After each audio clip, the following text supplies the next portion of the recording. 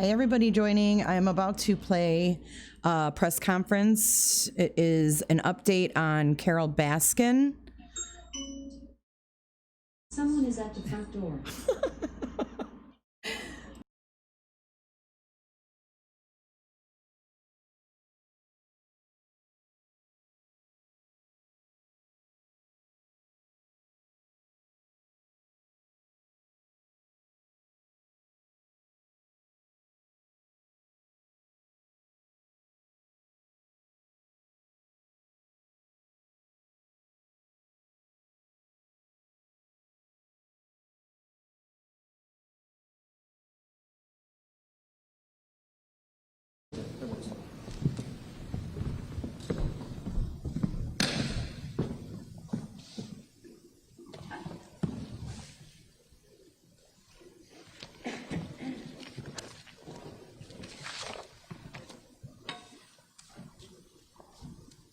These mics on? Oh, yes. All right, good morning. Thanks to everyone who's here, especially the press, the family. Appreciate you all being here, showing their support. I got to give a thanks to the Facebook group, the Don Lewis Code Case Files group. If it wasn't for that group, we would not be doing this right now. For those of you that have not seen that group or heard about it, there's 3,300 members in it, and it's 24/7 researching documents, videos, scouring the internet for anything to do with Don Lewis. We have quite a few people up here. Caitlin here, Caitlin Statil, and we have John Williams, who is the attorney for Ann McQueen and the three daughters. And then you have Ann McQueen, Linda, Gladys, the mother of the daughters, Donna, Gail, and Finley. Finley's with John Williams over here. John Phillips. Or John Phillips, sorry. What did I call you? John Williams. Finley's last Sorry. Anyway, they're going to come up. Caitlin will come up when I'm done here.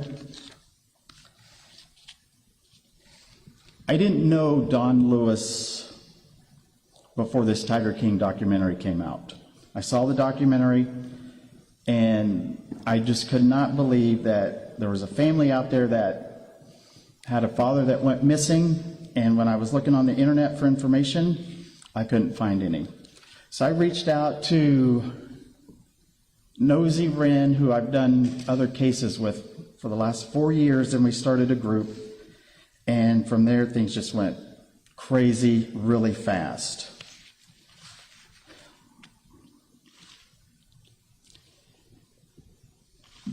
The group, if you've seen a documentary called Don't Mess with Cats, the group is kind of like that, where, I'll tell you, Cheryl McCollum, who's the director of the Cold Case Institute, said, you guys are like, don't mess with cats, or don't mess with bigger cats.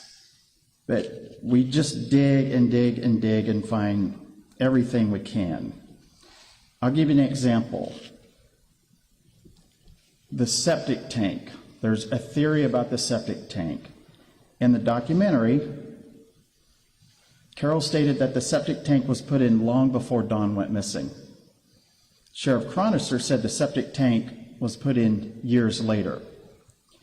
So we really wanted to know, when did the septic tank get installed?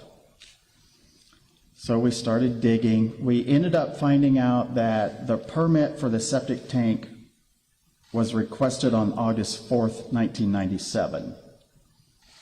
Don Lewis was last seen by Ann McQueen on August 15th, 1997. On August 6th, the first load of dirt was brought out for the septic system. We have the receipt for that dirt. On August 14th, another load of dirt was brought out for the mound of the septic system, which is the last thing that they do. I talked to the company who installed it. They said the mound dirt was delivered on the 14th, and we have that receipt from August 14th, 1997. They said the mound dirt was delivered on the 14th, which means that septic system was fully installed on the 14th or the 15th at the latest. And they told me if there was ever a time to dispose of a body in a septic system, that's the time to do it. It would be just empty. And I asked her, I said, isn't there a top on it, or, you know? She said, yeah, but there's like an 18-inch clean out that you can open up. So we put that to rest. We know when the septic system was installed. We know that it's a possibility. We don't know if there's anything in there or not, but it needs to be looked into. But that's kind of how the group operates. At a certain point, we kind of hit a dead end where we really need someone to come forward in the case that has information. And there's a lot of people out there that have information, but they're scared to come forward. There's people who have animals, exotic animals. They're scared if they come forward that they're going to lose their animals somehow.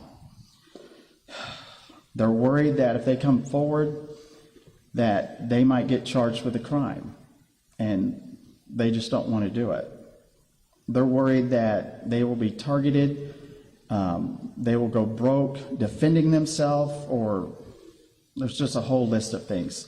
So the group decided, and the family decided, that we should get a reward fund together and see if that would help get someone come forward. Another thing that we did was we talked to Caitlin over here. She'll come up and give you the details, but we talked to her also, because if someone was involved and they have information, you know, they need an attorney to work with them to get them a deal. So she'll explain that. The reward, which you can see up here, and I'll let Donna, she'll go into more details on that, but I want to make something really clear. Yesterday, Carol made a statement saying that I'm guessing I'm the anonymous donor for the 100K reward, because nobody would put up that much money to find out what happened to Dawn. She guessed wrong, because her reward has nothing to do with this reward. If she has $100,000 out there, you're looking at $200,000 in reward money. You're looking at a criminal defense attorney over here that's ready to make someone a deal if you have information. The number, you can see it there. It's 646-450-6530. That's the tip line. If you do have information, come forward. I'll let Caitlin fill you in on what they're going to do. Thanks everyone for being here. To the Facebook group, this family loves you guys. I love you. Caitlin, have at it. Thank you. Good morning. My name is Caitlin Statiel. I have some cards up here if anyone needs spelling or information on my name. I am an attorney at Carlson, Meisner, Hart, and Hazlett, and my firm has offered to represent whoever has information on this case pro bono. As Ripper has said, there's tons of possibilities on what happened here, but as Sheriff Chronister has made clear, they don't believe that this was carried out by a single person, that it had more than one person involved in the case. So we are willing to represent anyone pro bono who has information, who possibly was involved in the case, and can put this case to rest and close the case out. My cell phone number is on my cards, as well as if you contact the tip line, you'll be put in touch with me. We're happy to assist. We can't guarantee any outcome, of course. That lies in the hands of negotiations with the state attorney's office and what information is provided. However, we're not seeking any compensation. We will aggressively defend you and the case with any information that you can bring forward. If anyone has any questions, I'm happy to answer questions after everyone is done. Ripper, is there anything else you would like for me to address? No. Okay. Again, my name is Caitlin Statiel from Carlson, Meisner, Hart, and Hazlett. If anyone has any questions, I'm happy to take them after we complete here. My cards are up here. I can be reached by cell phone or the tip line. So, thank you.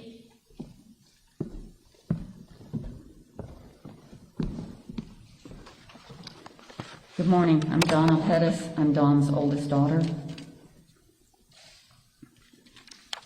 We had lost all hope of ever knowing what happened to Dad, but through the efforts of Ripper Jack, this warrior for justice, and his team, hope has been restored.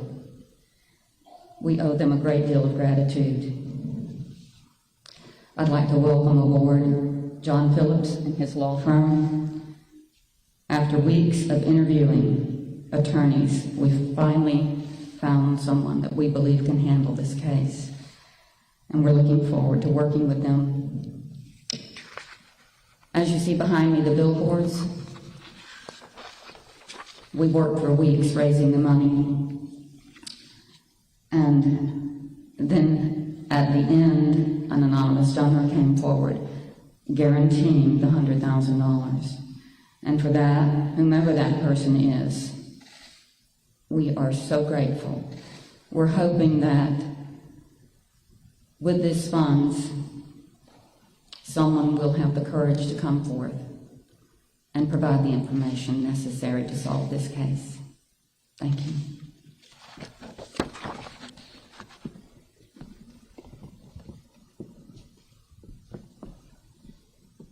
Hi, I'm Gail Rathbone. I'm Don's youngest daughter. And we're just so grateful for the outpouring of support we have received from everyone due to the coverage of our father's mysterious disappearance in the Tiger King series. Amazingly, our little family tragedy has become your tragedy. Our search for closure and truth has become your mission also. You know, my father, he was a quirky, intelligent, unique man, and we all know by now that he was not a perfect man. But do only the perfect among us deserve justice? We're asking that anyone with vital information please come forward so that progress can be made on his case.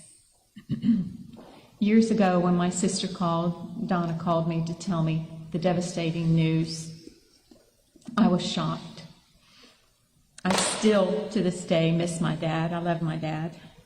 And for 23 years, I've gone to bed every night knowing the only chance I have of seeing him again is in my dreams. For 23 years, I've woken every morning to the heartbreak of his strange disappearance. But hopefully, with all this help we now have, one day soon, we, and you too, will know the truth, and we will all finally know what happened to my dad. Thank you.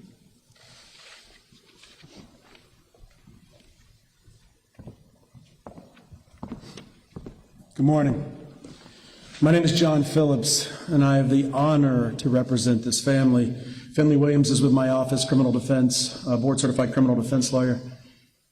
I'm board-certified in civil trial litigation out of Jacksonville, Florida, licensed in Florida, Georgia, Texas, Alabama, New York, and D.C. Dr. Cornel West once said, "Justice is what love looks like in public." I wish I had said that. I've stolen it since then. I repeat it over and over again. And it's one of the single best quotes about justice I think I've ever heard. Dr. King had a bunch that are fantastic. But justice is what love looks like in public. And our mission as a law firm, our mission as people, every single day is full justice. I say over and over again, justice is spelled one way, but it's defined subjectively. It's defined as criminal justice. It's defined as civil justice. It's defined as shutting people up sometimes. It's not a last offer. It's not a monetary award. It's not just an arrest. It's full. But Dr. West didn't stop with saying justice is what love looks like in public. He had another line that I think is particularly important today. And he said, tenderness is what love looks like in private. I'll repeat that. Tenderness is what love looks like in private. So justice is love for all the world to hear, but one-on-one, it's a thing of tenderness, gentleness, kindness. Last night, we all had dinner together, family dinner. There were great-grandchildren of Don Lewis. We pulled out his yearbook. Miss Gladys and I went out on the porch and talked about Don and some of the lies out there. I come to this as an open slate. I come to this trying to find a level of reason without prejudging the case. And I've spoken with his daughters and with his family and his longtime assistant, Ann. They're amazing. They're the definition of tenderness, the definition of love. There was a quote in Don's yearbook that said, "Love all, trust a few, do wrong to none." It almost makes me emotional sitting up here because it's so apropos to ultimately what would do him in 23 years ago. Loving all, trusting a few, do wrong to none. Prophetic words. And here he rests all these years later for his name to be used with such inconsistency, such hate, even his final death to be characterized, whether true or untrue, in such things involving words we can discuss later, but as bad of a death, as dishonorable as a death as one can imagine. Otis Redding sang a song. He didn't write it. Frank Sinatra sang it. A lot of people sang it. Try a little tenderness. And I don't know that I've seen a lawyer come up with a press conference and say, "Hey, let's try a little tenderness. Let's try reason." Because generally you announce a $150 million lawsuit and how we're going to get justice and how we're going to, make things right, and we are. All of that in time. But our office wants to invite reason, wants to invite civil conversation where it can be had, wants to invite justice, wants to invite somebody to call anonymous or not anonymous, let us know where Don lies, let us know what happened to him. So rather than getting up here and adding more sensation on top of sensation, we go back to Dr. West's words, justice is what love looks like in public.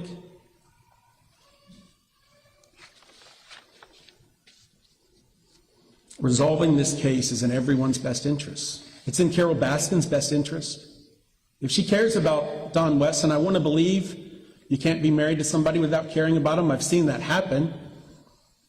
But I invite her to the table.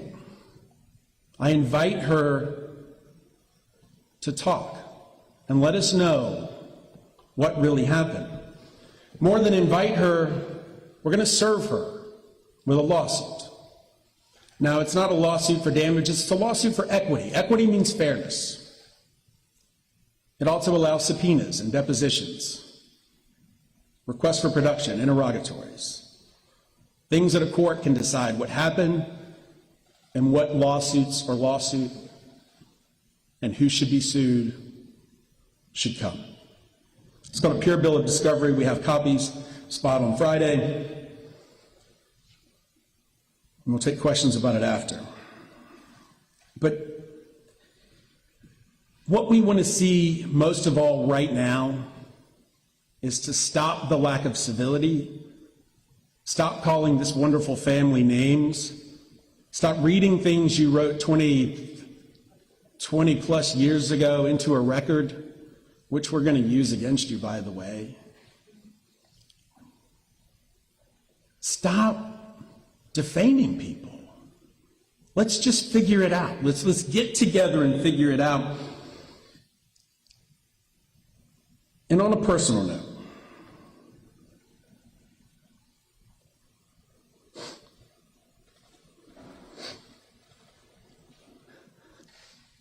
my wife's mother died Thursday. She told me to be here with this family. And as her mother passed away, she held her mother's hand. They sang psalms.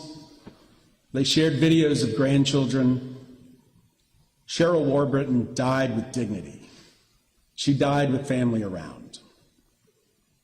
Whoever did this to Don Lewis stole that from this family. Stole dignity, stole respect, stole years of his life. And worse than that, now it's a matter of public conversation. I will ask one time for civility. I will ask one time that we come together to find closure of this whole thing. If that can't be done, I'm a lawyer. I sue people. We'll go that route too. But make no mistake, if the family's offer for civility is rejected, if the insults continue, our next step is to bring justice. Because justice is love. Thank you.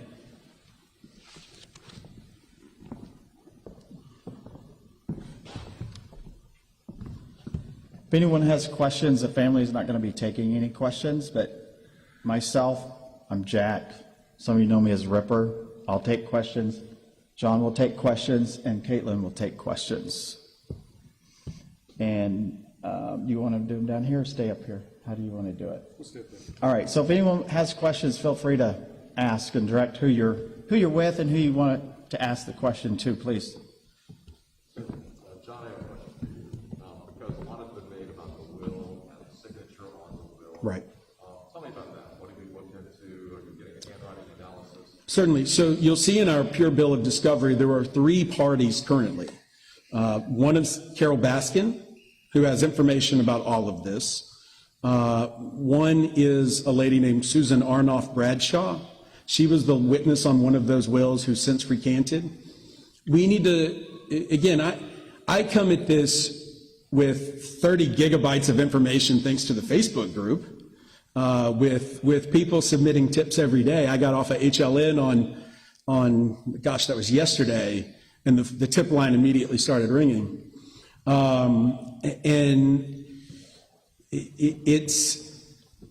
I try to start with a fresh slate. There's some very concerning things. I've held some of those documents up to other documents, and there's some concerns there.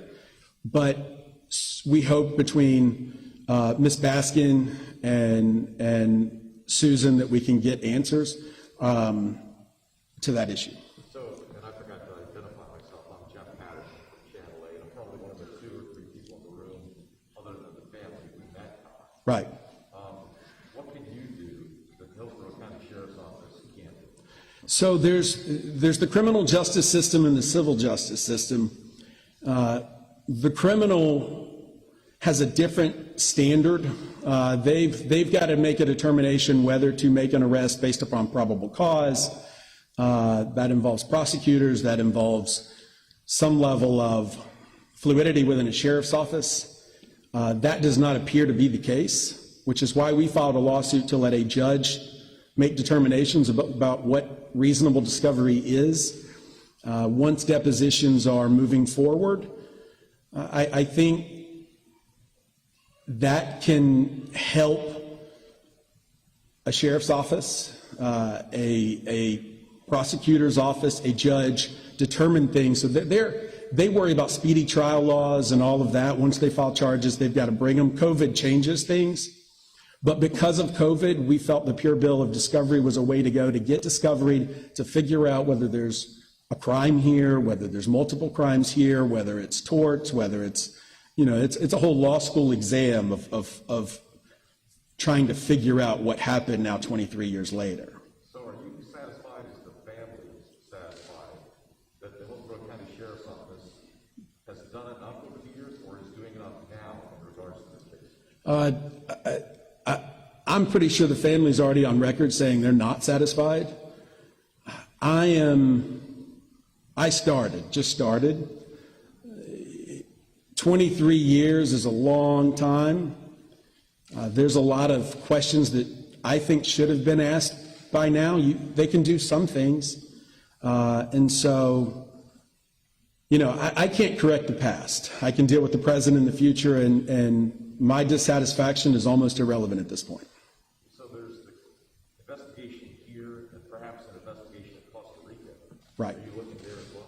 Yeah, it's funny. A year and a half ago, I was in the home of, coincidentally, a former president, Nobel Prize winning president of Costa Rica. And so I know it pretty well. And we're going to take a trip down there at some point. Yes. Since the documentary, has there been any real progress, either with tips or with the sheriff's office? Yes. Can you elaborate? I mean, there's certain things, because we're going to be asking tough questions, that I don't want to give people the answers to questions before I get to ask them. But there's certainly new information. I've been in town since Friday, and I've been on the ground. We've investigated possible burial sites. We're looking. Information is coming, and that's kind of the point of why I'm doing this the way I'm doing it. It's I don't know if any of y'all had a press conference that a lawyer talks about tenderness and love. I don't know, maybe. But I really think if we all cared about Don, or we all cared about seeing what's right happen, we can figure this out. There's certainly rewards. There's incentives that unfortunately have to happen. And protections, there's swords and shields that we'll use. But I'm going to dodge your question publicly, because I don't want to reveal too much information, but there certainly is new information. And is there concern from the family over the aftermath of the documentary, as far as this being made into kind of a mockery, and the songs, the parodies, the memes, everything that's come out? There is, fortunately, the songs aren't about them yet. Right? Any songs we know of? Okay, good. Let's keep that way. And that's what I'm trying to do. I've heard it. It is what it is. What I wish is, and this is my invitation. This is, hey, remember when your little brother got mad and he hit the reset button? I'm little brother coming in here and say, look, let me hit the reset button. Let's figure this out. If you crave, and I mean anybody, if you crave more 15 minutes, you'll get them. But if you want to see Tiger King and all of that came with it result in justice, I think there's a big opportunity here to solve a 23-year-old cold case. The family dinner, think about your grandfather, your father, being rumored to have either been eaten by alligators, be under a septic tank of feces, or in a meat grinder. That is not, and it shouldn't even be tolerated. And I'm not shaming reporting it. I'm shaming, why can't we just now stop and say, let's just stop that? Because it takes people to perpetuate that. Now, the fact is, we're going to have to investigate that, because I think there could be merit to some of those theories.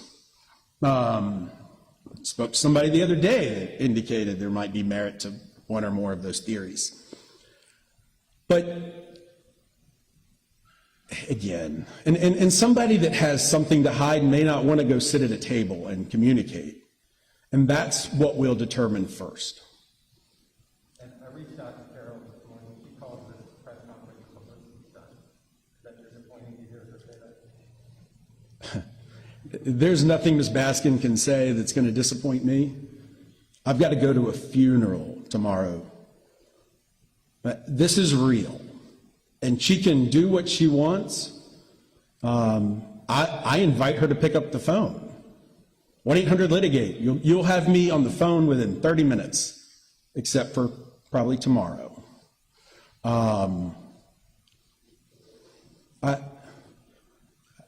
Yeah. It is what it is. Any other questions? Or for anybody else? And we'll take one-on-ones if need be. We'll be here for a little while. Thank you. Thank you. Thank you.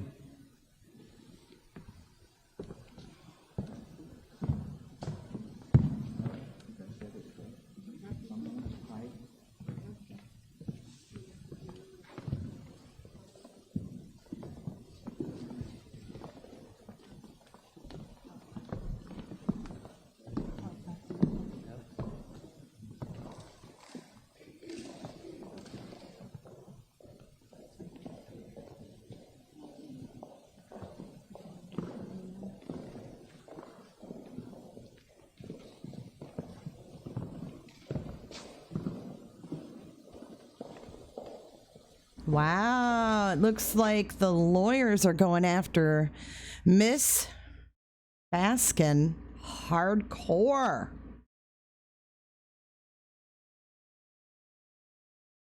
Oh, did you catch that email, Gwen? He just gave out his email. Wow, okay, I wasn't expecting this today. Wasn't expecting this at all. So I hurried up and went live for you guys. It looks like they are ready to file a civil suit against Carole Baskin. Yeah, and I saw a lot of people were surprised to see that this case is 23 years old. The man went missing, and Miss Baskin has clammed up. She's clammed up. And in my opinion, I think that some thanks not only to the Facebook groups, which I think is absolutely amazing. I loved Don't F with Cats. I think that online sleuthers don't get enough credit.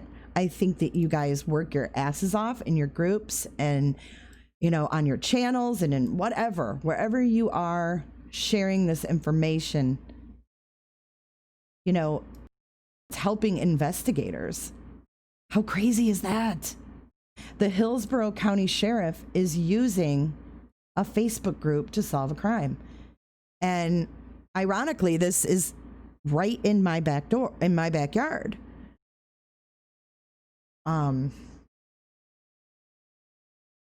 Crazy, crazy stuff. So,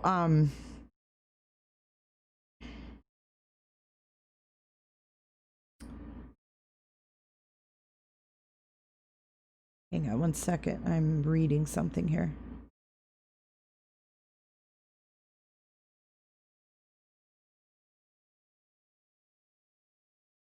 Okay, so Carole and Don married in 91. And in 97 was when Don Lewis mysteriously disappeared without even leaving a note. And he was declared legally dead in 2002, although he was never found. Naturally, everyone looks to the spouse when people disappear, but no charges were set against Baskin for Don's disappearance. But that didn't stop Joe Exotic from constantly accusing Miss Baskin of killing her husband. So in the months leading up to Don's disappearance, back in 97, Don made it clear that he was interested in moving to Costa Rica. I mean, who wouldn't want to live in Costa Rica? I loved Costa Rica. He was always flying on a regular basis for his sex addiction anyway. He followed up these claims by transferring ownership of his Florida properties to his Costa Rican company. But the really convincing claims are the restraining order against Baskin that Lewis attempted to file, as well as his desire to divorce her. Their relationship started while they were both cheating on their respective spouses. So Don was known to be unfaithful, and Carole was very skeptical of people, according to her employees there at Big Cat Rescue, which right now Big Cat Rescue is shut down, and it has shut down since March. because of COVID.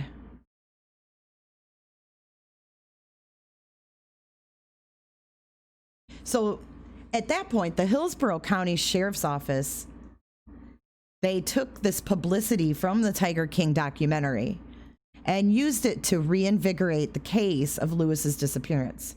No police department wants a 23-year-old cold case. And this documentary comes out and they jump on it.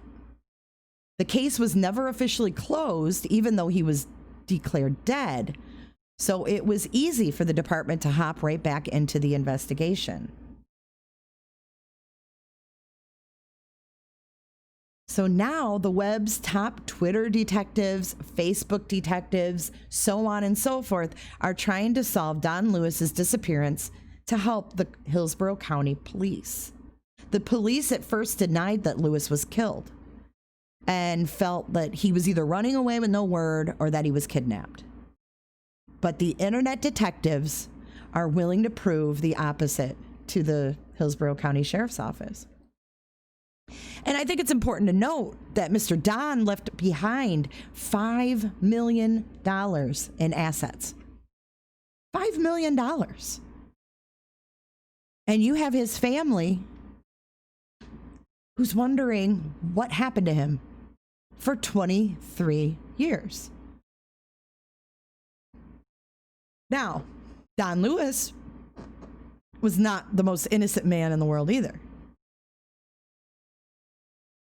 So there's another piece that was released, and it's called Refuting Netflix Tiger King.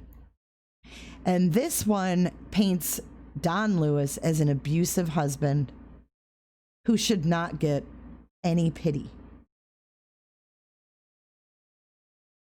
She paints Lewis in his later years as a man losing his mind through Alzheimer's, buying junk that he wants to fix up but forgets about it. As he would take escapades to Costa Rica, she spent the weekends trying to dump as much of the trash as possible. His anger about her getting rid of his stuff is what motivated the restraining order he was denied for in June.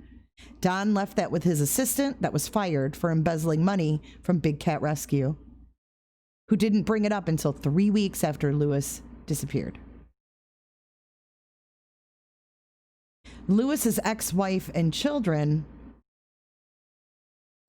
they talk anything but highly about Carole Baskin.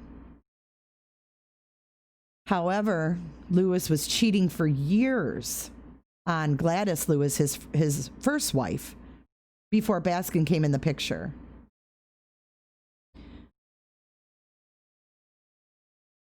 Baskin says his family's lying and they just want his fortune.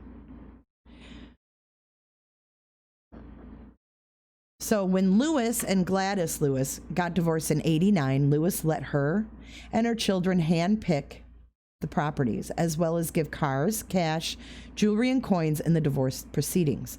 But her oldest daughter managed to lose her portion, thanks to bad stock market decisions within only a few years. So that's what Carole is kind of backing up, oh, they just want his money. So Gladys, his ex-wife, filed a lawsuit in '96 saying that she should have gotten more in their agreement. And after this, Don Lewis told Baskin to take them off of the trust as beneficiaries. But she didn't want him to change his mind in the future and left them on, but Lewis didn't say another word to any of them again. This is her claim in the Refuting the Tiger King documentary. Of course, Baskin has said she's innocent. The police are still looking for Don Lewis's body. Since there's no body, they are now 100% convinced that he was killed, but they don't think he was killed by just one person. Hillsborough County Sheriff Chad Chronister told TMZ that this wasn't one killer, but at least two. This had to be well thought out. There's someone else involved in this. There's someone who was paid to do it, and there's someone who helped to do it. It would definitely be ironic if Carole Baskin was involved in her own murder-for-hire scheme. And it makes sense that to properly hide Don and keep it quiet, it would need to be at least a two-man job. But there's no suspects as to who that second person could be unless it was just someone paid. So the police have said there's not enough evidence against Baskin. Baskin hired a PI in '98, and he has had nothing but nice things to say about her. And the police had said she did everything she could to help find Don.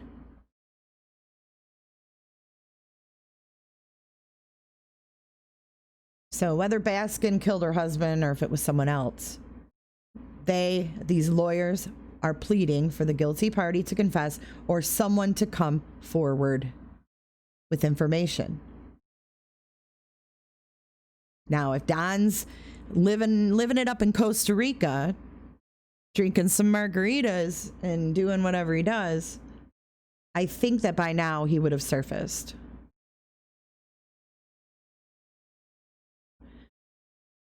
So I think that kind of recaps like where we're at. The lawyers just did this press conference where they're basically putting Carole Baskin on blast, and they're prepared to file a civil suit against her if need be. But they're working alongside a Facebook group, which is amazing because there's so many online sleuthers in these groups, and they're finding information that investigators aren't finding, don't have time to find. I love, love, love that online sleuthing is getting attention. That's exciting to me because I know everyone in my chat is a digger. And you know what? It's about time that it was recognized because this has been going on for a while. So actually, Chrissy knows it all. This case was never officially closed. Even though Don was declared dead, he wasn't officially, or the case was not officially closed. So that's why they were able to just jump right back in, which is a pretty cool thing. So we will keep our eye on this. I think the lawyer said something about Friday being a deadline for what they're looking for out of Carole. So we will keep our eyes open on this, and we'll be following it here on J is for Justice. So make sure you hit that subscribe button, click that notification bell, and I will see you soon when I go back on live, and I will bring you anything as soon as I get it. if I can. Everybody have a wonderful day. It's a beautiful day outside. Get out there and enjoy it. Live your life and be kind to everybody. Love you guys.